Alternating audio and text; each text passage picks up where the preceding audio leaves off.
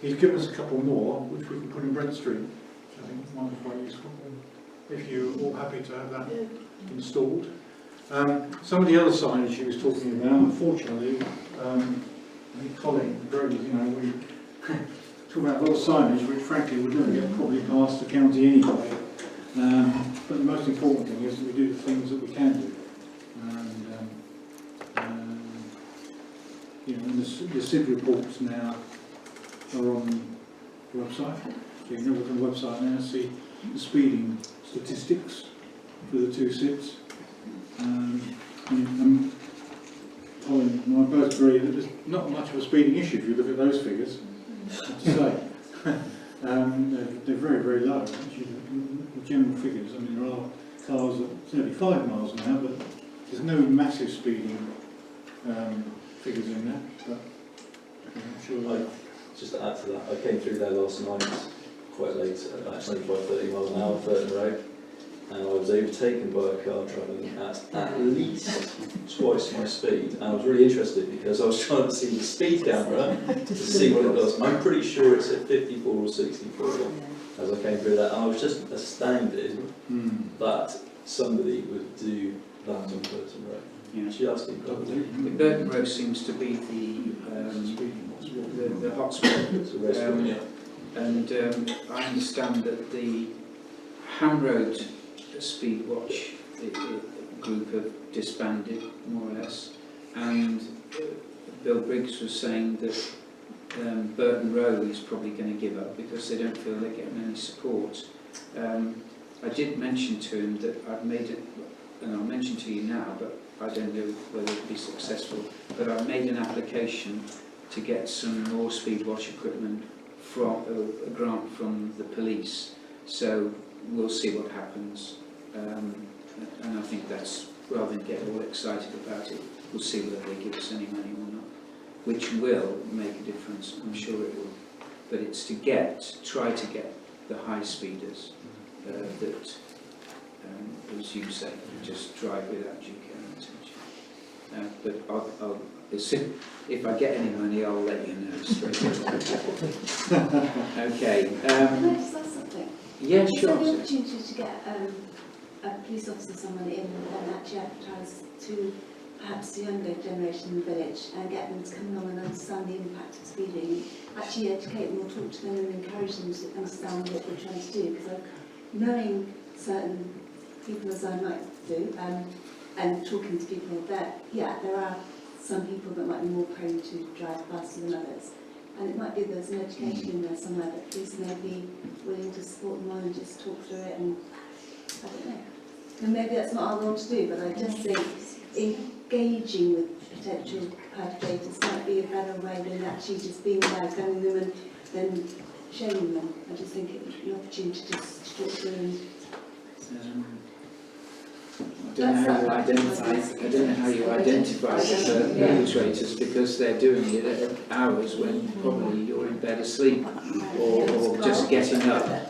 Or, if you look at the statistics on the website, you'll see that they are at, well, one would say unsociable hours. And I mean, Kim was telling us at the surgery on Tuesday that her husband was quite shocked one morning when he came out of his drive and this guy just went straight down without due care and attention, just speeding towards the A38. Well, it's those people that we need to target. If you look at the statistics, you'll find that some people will slow down towards the Evolus unit, but then the Evolus unit, which they don't realise, monitors their speed as they leave the Evolus unit, and they do pick up speed. So they'll slow down momentarily, but they'll pick up as soon as they've done it. So we need to try and address that in some way. But the other thing is that it's the long straight areas of the village that are the problem, because it's where it doesn't matter if they're 16 or 60, well, not 16, because I don't like to drive them, but I think they're tempted to just put their foot down and go because it's a wide and I think that without sort of humps in the road, I don't know. Throw some stingers out or something, I don't think we're going to. We don't want sleeping on the do Yeah. Okay, well, let's see whether we can develop it slowly on the quiet. Bob's not here. No, the police data, we are hoping to get a police officer, our new PCSO surgery in October. Because when she took over and sent me an email, she said, what can I do for your village? I said, well, the first thing you do is come to the surgery and talk to our residents. So hopefully she'll come for the October meeting, and I hope one or two residents will come along and prove that we really thrive on having a police officer in our presence and raise any issues like speeding or whatever else that we want to raise with the police. She's keen, she's enthusiastic, she's new. Let's take advantage of it. Thanks, Eric. No Bob, so no district and council No. reports. So let's move on to finance now, please. Okay, so first of all, the statutory payments for July, sorry, that should be for September, not July. September are the normal statutory payments that were agreed back in April, which are our normal Sedgemoor staffing and so forth, and Jason Mayo. And then we've got three additional items. Plumbing Solutions did another repair in Toilet Block. This time they were there 3 times as long, and it cost us £257. I'm still not sure they've solved the problem, but at least the problem is solved at the moment. £257.40. South Somerset Association of Councils, their annual subscription has now become due, £352.61. And also our Zoom subscription has come to life. Very strange actually, because it just suddenly appeared on our statement, and apparently it's one of these automatic renewals. So I paid it basically. So that's £143.88. So we just need a resolution to approve the statutory payments, a separate one to approve the variable payments if we can. Can we not do one for the whole lot? We can, and I'll just lump them together. Can I just ask a resolution to approve a donation to Robswood? Yes, What's that? that's fine. What's that? Yeah, that's can be done as well, certainly. What are we being asked? Do we normally? Well, who wrote? Somebody wrote. Who's Sarah? Yeah, there was a picture of someone in Brent Knoll who happened to know that East Brent had contributed a small amount to the owners of Robswood, simply to help with petrol costs for mowing and various maintenance costs. Just really as a thank you for allowing villagers and guests of the village to use the facilities, and suggested it might be something certainly to put forward and something to raise and see whether we were committed to making a small donation as well. How much would you propose, sir? I think they had suggested in the nature of about £40, and I propose the same amount. Okay. So there's a resolution. So what we'll do, we'll combine all these together. The resolution is to approve the statutory payments, to agree the variable payments, our energy with E.ON. Well, E.ON, yeah, that's something which is a kind of separate item in a way, because we need to just check that we're okay with that, because it's quite a big jump. Okay. So do you want to take each one in turn? No, take the Ralphswood and the other payments as one. We can do that as one minute, actually. Okay. And the E.ON. The E.ON one is a separate one. If I just talk through that separately, because it is quite a big commitment. Okay. So the first resolution then is we resolve to pay the statutory payments, we resolve to pay the variable payments, and we resolve to approve a donation to Ralphswood in the sum of £40. Do I have a seconder? No. David, all those in favour? Okay, Great. fine. Okay. Now, the energy, it won't surprise you to know that our energy went whoosh, like that last quarter, although, having said that, we did actually invoice the shop for quite a significant chunk of it, because the shop had been using, obviously, air conditioners through the summer season, and they're now, at the moment, they're linked into our supply. However, it was £890 for a 3-month period, and our energy bills normally for the toilet block were around about 70. So that gives you some idea of what sort of figure we were talking about. So, but the shop have always agreed, and we've had no problem. We've invoiced the shop for nearly £700. That cheque has been paid to us by the shop, so we have no issues at all with that. But the contract for E.ON does end at the end of October, and I think I circulated with you some of the increased rates. And I mean, at the moment they've gone up to about 70-something pence per unit. We've got a complicated supply in the toilet block, which hopefully we'll rectify at some point. We've got 3 different meter readings coming out of it. And in fact, it even confused E.ON actually, which wasn't very encouraging. They didn't even know what I was talking about, let alone me. I'm suggesting that the council agrees to renewing the contract for a year at the rates that E.ON have offered me, because I think they're going to go above that. Is So- that the 32.8 pence? That's the one that we're currently paying. Yeah. It's the higher one, 70 odd pence, is the one that we want to get an agreement to for 12 months. So the toilet block usage is very, very low, and on that one, standing charge is quite high, it's 79.3p a day. Whereas on the other one, although the Unit rate is lower. unit rate is higher, Yeah. the standing charge is over half at 30 pence per day. Yes. So given that our electricity usage is very, very low, would we not be better off on the 12-month fixed contract at 84.5 pence per kilowatt, but a standing charge of 30 pence a day? Because it's, you know, it's a big Probably difference would. when you add it at 12 months probably would work. over a better. year. I would say the 12-month one is probably the best one at the moment to go for. John? Are we not due a government announcement tomorrow on help, so we would better just put it for one day Yeah. and see We'll what do that. governments make out, and that may be results. Well, we're meeting on the 21st of September now apparently, so why don't we add it to that when we know a bit more about what's going on. Spend the money. And we're business rates, of course, so let's If you should change things Yeah. yeah, happy to do that. Yeah. Fine. Good thinking, thank you. Okay,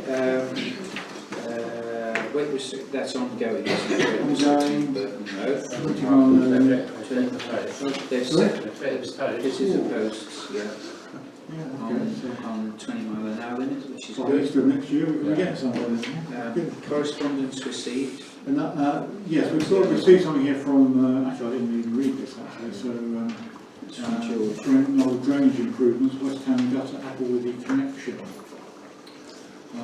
Received correspondence through the above on 2 occasions, namely 9th of November and 25th of January 2021. Work started on the ring at the bottom of my garden shortly after the second letter, i.e. 25th of January. When it got to March 2022, I could see that the work to the east of my property had not been done. I contacted your office on the 3rd of March. A member of your staff visited the next day and I pointed out the problem because apparently you were aware of the state of the project and you were working on a solution. It's now nearly 6 months since my discussion with your member of staff and I can see that nothing has been done to complete the project. My reason for contacting you again is that without clearing the green and vegetation due to the southeast of Baker's Field estate, there is a blockage in the scheme. This will stop the water flowing to the west away from Belvedere Villas, which is the whole purpose of the scheme. Would you please confirm that my fears are correct? And if so, what do you intend to do about it before we get into the rainy season? And I guess what George Brown's asking us to do is to support his letter to drainage. Is that We'll what send it it is? to Matthew Ward. Yeah. So with your permission, I will send that to. I would reckon that he sent that to the drainage board and that's a Yes. copy to you. Yeah, it is. That's right. That is to the drainage. Yeah, That is to the but I drainage. think we ought to say something because when Bakersfield was built or in discussions, it was decided that one of the issues was flooding and the drainage board were going to take on the task of getting rid of the water and the water off the estate down this new channel and it's never been finished. So in theory, we could have a flood down there if we had a lot of rain, because they've done an amount of work very well, very good specification, and then there's a whole piece, the new estate, that's blocked it, and ultimately that affects all of Brent Street back up past the Red Cow and all of that, because the water was supposed to flow out through this new piece and it's never been finished. So really we ought to be saying something, and I meant to say that and I totally forgot. Okay.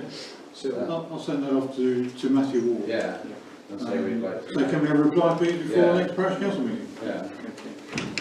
Thank you. Okay, no worries. Thank you. Thanks, David. Right, last item, or last but one, matters of decision by the council.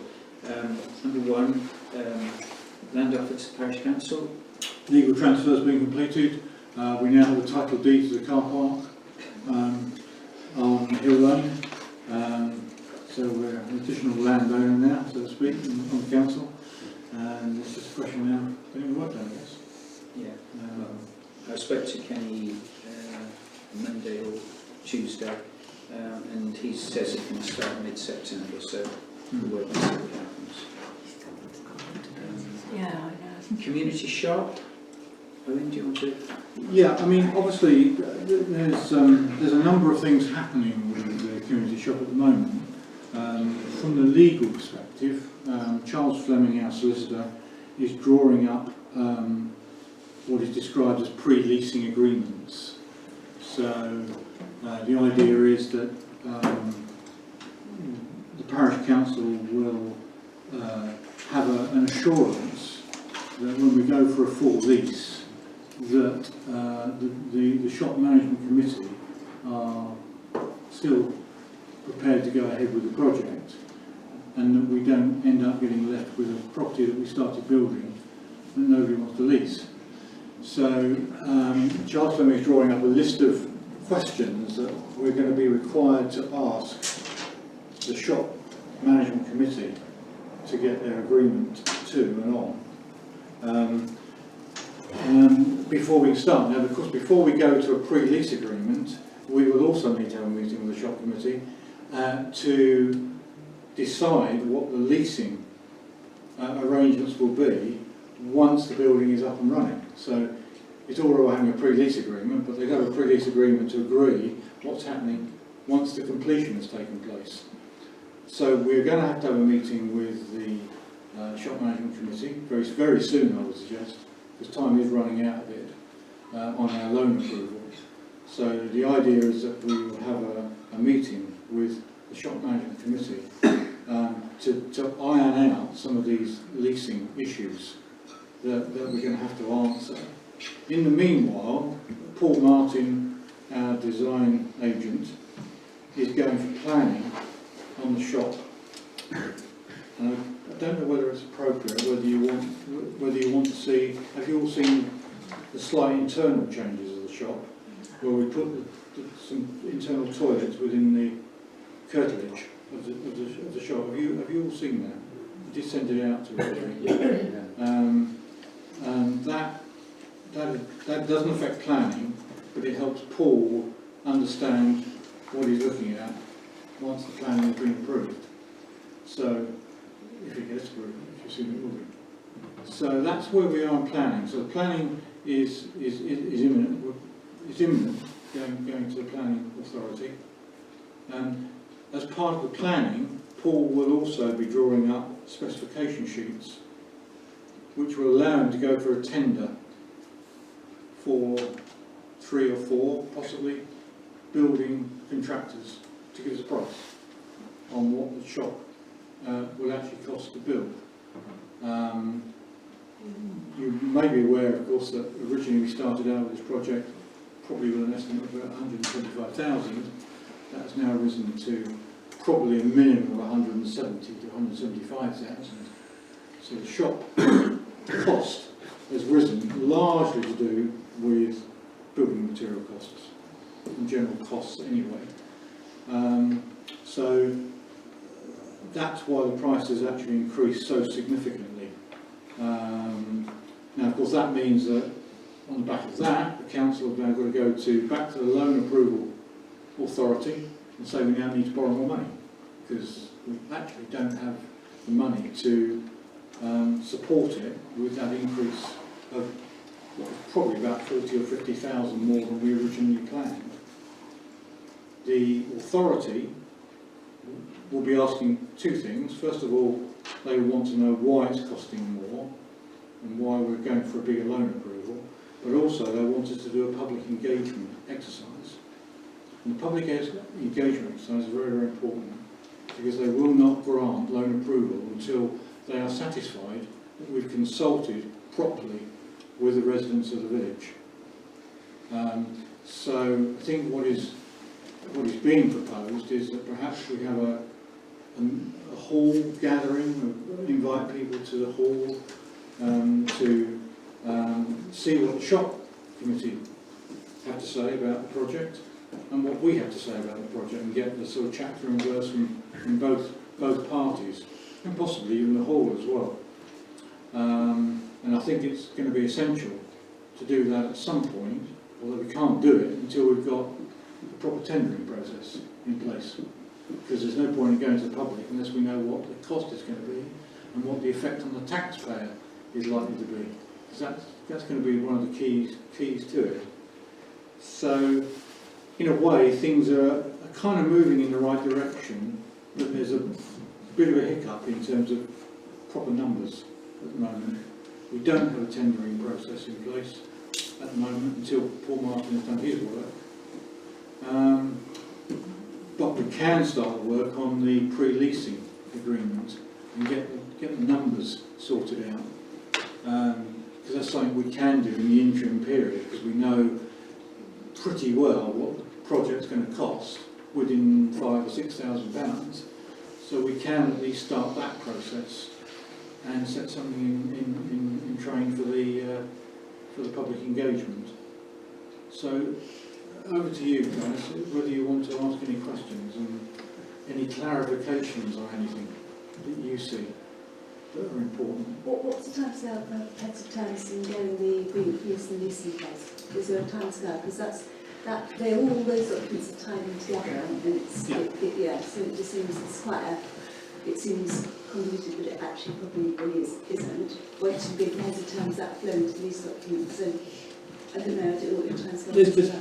There's two things really: the pre-lease and the leasing agreement. So they come hand in hand really, and so they need to be nailed really, and they can only be done with consultation with the shop management group. There's no other way of doing it. We need to have a meeting with them to sort that out. And the tendering process. They're the two elements that really need to be kind of put to bed, as it were. Because if we had those two elements in place, and we then get an agreement from the council to go forward, then essentially we've arrived at the right target. We've arrived at the right place. What's the timescale for those legal documents? What's the next step? I mean, what's holding up? Well, basically, Charles is giving me a summary of the questions that we need to ask, because none of us have been. I mean, you may well have done, Sarah, in your role, but none of us have been involved in this kind of pre-leasing format. So I said to Charles, we need to know what you want us to sort out with the shop management group. You know, what questions do we need to ask in order to put that in place? And they've got separate representation, I see.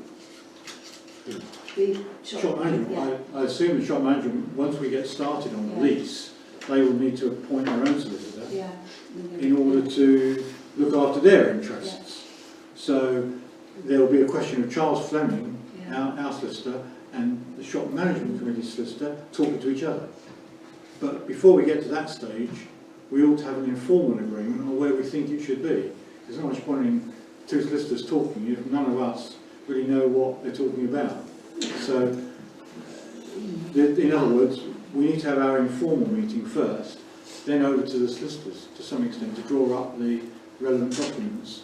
I think that's where we are actually on the legal side at the moment. Yeah, I mean, there is no timetable at the moment, Sarah, but everything is moving towards the commencement of a timetable because once we get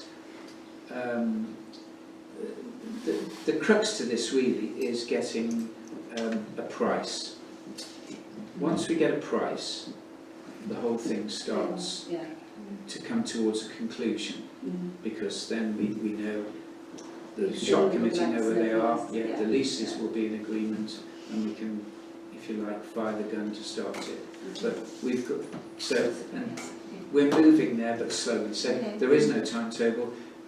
Timetable to put a spade in the ground, probably 6 months maybe from now, maybe longer, before a spade goes in the ground.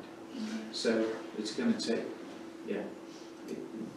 it's not going to happen quickly. Okay. Thank you. But we'll keep, the idea is that we keep you informed. You must be informed of what's The going on. loan approval is the big issue, because come to November and our loan approval runs out, and at that point we then have to start the whole process again. That's what I was. Now, what I'm worried about is that because we might start the whole thing again, the conditions may change. The conditions that we operated with when we did it the first time around could be subject to change. And the only reason why I say that is because the community's part of the government has changed. When we did this originally, Michael Gove was in fact actually the community's secretary, and he might have a different view to what somebody else might have. So it could affect things. It would be much better for us if we were going for the loan to get the loan approval sorted out before it expires. And of course the other thing that we don't know about is what's happening to interest rates. Because when we started out on this programme it was 1.75 for 25 years. It's already 3.22, and I'm told today from PWRB it's gone up to 4. So the costs are rising almost on a weekly sort of basis. So this is why I think it's absolutely imperative that during October we get the loan approval at least sorted. Just to clarify, so does the pre-leasing agreement, the leasing agreement and the tenders and the public meeting all need to happen before the loan? I think the public meeting would be difficult before the loan because we can't tell people what the numbers are. I think we've got to be able to tell the public what it is that we're actually asking them to finance for 25 years. So it's the pre-leasing, the leasing and the tenders, Yeah. then the loan, then the public meeting? But we may not get all those though. The problem is we may not get the price for the development. We won't get that probably in time when Owen has to make his revised application, because it's better that he makes a revised application rather than a new one. So he may well, or we may well have to take a decision to say we are going to apply for an extra 50,000 regardless, and then swim with it, hopefully when we get it. That's the awkward bottleneck we're being forced down at this moment. Okay, so it could well be that once we have a discussion, Owen just fires away and becomes, puts it all in motion to get a revised figure. One of the things I think might be helpful, Sarah, particularly when we're talking to our solicitor, because of your experience, it might be appropriate that maybe, you should become involved in those discussions. Because of course, there may be things there that frankly, need a slightly more expert eye on them. So, that would be really helpful actually. Yeah. Sorry, Yes. I think as a council we should do as much as we can when the time is right for this meeting to advertise it and make sure that as many people in this village who are affected know that it's happening and when it's happening. So when the time is right, whether that's writing to people, whether that's signs, which is with the parish notes, I think there's several routes that we communicate to people. In fact, thinking about it, if you were to have a public meeting, you could only have it now in November. Yes. And you'd have to start advertising it now, else you're going to miss the boat. So we should commence that. I think we should work In on that fact, with the shop manager. just to break off, David, we need to liaise with you over getting this public session going, PDQ, because that's an essential part of Owen's submission. So, and we did discuss, if you remember, November time, and we should be advertising, as you quite rightly Yeah, said. absolutely. Well done. It's got to be properly Now, publicised. So, how are we going to jump on that one then? Well, I think we just need to get together, I think, and perhaps with the shop management committee and decide suitable dates, check the hall, see when the hall's available, and then advertise it and give ourselves at least probably 6 weeks, I reckon. Can you liaise with Owen, We'll have David, a discussion with about some dates? with some dates and see if we can sort something out Yeah. on that. Yeah. Yeah, I think, and just the two groups. I think it's only the shop management group and the council that need to really meet with the public. I don't think there's any mileage in the hall No, elements coming along. It just confuses things, I think, to be honest. but we need something in the October, BKN, Yes. definitely. Yes. And that closing date, 15th of September it needs to be in. Yeah. Okay. So that's a pronto, yeah. Something Well, on the you're cover right would on be this. really good. For those, Sorry? something on the cover would be really good, just in case there's people that kind of pick it up and Yeah. Yeah, actually make it. don't turn the page. I don't know, I go through it to get to the Sudoku. That's a good one, so a photograph, have the notice of the meeting right on the front cover. Yeah. I'll tell what we've sold this front cover. You're promoting. Well, do I get to one alongside David now? You get a brownie point for that. Yeah, brilliant, good idea. So can we suggest? Yeah, that? I'll set that Yeah, one. okay. Well, maybe he'll hear it because he'll look at the meetings, but Yeah. record it. Anything else on the shop going forward? I think we all know where we are, so, I think we yeah, do. and what we're doing. Okay. John, anything on your allotment? Just very briefly, my contact sadly is unwell, and I took the decision to let him focus on his recovery and treatment. So I parked it out of courtesy to him, and I'm due to pick it up, hopefully back up within about a month's time. Yeah, well done, thank you. Who's next on the Who surgery? hasn't been along to one of our surgeries? Just looking at round. Delight, a delight. Who would like to come to the next one, October the 6th? With our friendly police officer. Yeah, thank you. 10 to 12. You get tea and biscuits. You did. I know. Unfortunately, you spent 2 hours with me as well, which is all the downside, isn't it? Any future training for us? Sorry, that's a bit hesitant, wasn't it? Sorry. There was an online something. There is an online one, actually, yes, which I think, sorry? Code of conduct, thank you, Tracy, yeah, I knew it was something. Code of conduct, which I think you've responded to, haven't you? 3 or 4 months back. Something like that, actually, yeah. I'll keep you in touch on that, and I'll get some stuff Thank you. on that. Policy adoptions. Policy adoption, I sent round the new co-option policy. That's just really reflecting what I said earlier about it's just that we ought to have a policy on it, really, because we then know what we do for the future. And that policy just spells out what we're doing, effectively. When did you send that back? A couple of days ago. Oh, right. It was in that big tranche of stuff I sent out. It was part of that, actually. If you haven't got it, just let me know and I'll send you a copy of it. But if you're happy to adopt that as a standard policy, I mean, if you want to defer it and have a look at it first, that's fine, but it's a standard policy which, frankly, I'll be honest with you, I nicked from the council. So, for which I have huge respect for, so I know it's a good policy. Okay.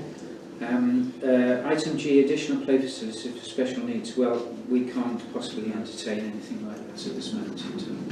So I'm afraid we've got to park that one. Yeah. We need to look at the shop first. Last item, mobile food unit, i.e. Lee Bond addressed us whether we would grant him permission to put his fish and chip van on a Friday night and Saturday night from about roughly 5 o'clock till 8 o'clock, roughly, wasn't it, Jane? And he'll take responsibility for tidying the green of any rubbish. Personally, I have no objection. I think there may be objection from people living opposite, but it's temporary. We could say, if you, well, my feeling is do a temporary agreement, say for a period of 6 or 8 weeks, see how it goes and review it after that. But it is only for a couple of hours, isn't it? Yeah. It's not But until late at night. And he was happy to do deliveries as well. Sorry? He was happy to do deliveries as well. Oh, right, okay. We just mentioned that. I hope that won't cut across what the shop's trying to do, but sufficient chips. Yes. Just like raise two points there. One, are we offering this for free from a commercial point of view? And two, I think it's worth checking from an insurance point of view, just that there are any complications from having fish and chip shop with hot oils and things just on the car park. From an insurance point of view, just where that happens. Are we offering this as a free service, a charitable donation, or are we saying this is a commercial? I think we'll offer it as a free service because it's for the benefit of the community.